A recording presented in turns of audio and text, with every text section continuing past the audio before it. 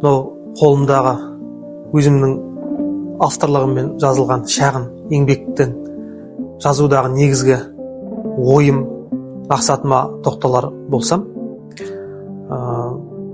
өзімнің қазіргі таңда атқарып отырған қызметіммен тікелей байланысты жағда бар дер едім. Өйткені ішкі саясат саласының үлкен бірден бір жауапты саласы бұл қоғамдық саяси ахуал, соның ішінде діни ахуал деуге болады. Бұл тұрғыдан келгенде орамал мәселесі біздің Қазақстанда әртүрлі дау-дамайға ұласып жатқан тұстарда бар. Жалпы қазақтың ғұрпында орамал салу, жаулық салудың әртүрлі ұғымдары қалыптасқан. Мысалға, ақ орамал деген ол жаңа түскен келінге тағылып, өмір бақи әже атанып өмірден өткенше сол тазалықтың белгісіндей тағып жүретін болса, қара орамал ол қара жамылу деген ұғымды білдіреді. Қара жамылу аза тұтқан, ерінен айырылған, жақыннан айырылған қаралы жанның белгісі ретінде.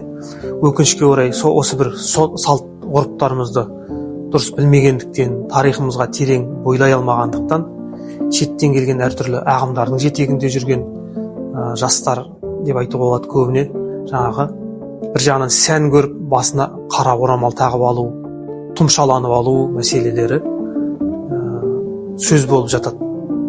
Енді бұл еңбекті мен өзім жазған кезде, бұл еңбектегі басты кейіпкер Зәру деген әже апамыз, бұл осы Қаратөбе өңіріне, қасиетті Қаратөбе өңіріне кеңінен танымал Едіге деген ишанның жиені болып келеді. Едіге ишан әулие ретінде белгілі осы жердің халқына, бүкіл Қаратөбе жұртшылығына.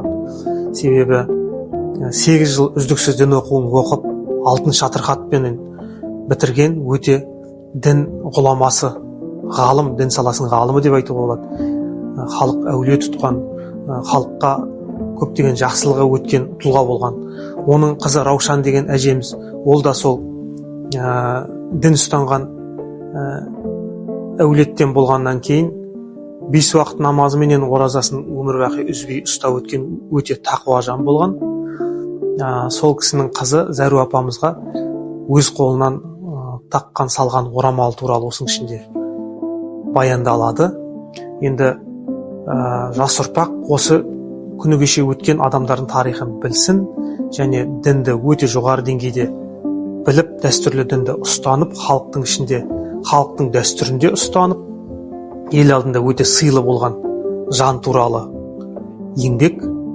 Алдағы уақытта осы еңбектің ішінен қызықты тұстарын өздеріңізбен бөлісіп отырмақ ниетіміз бар.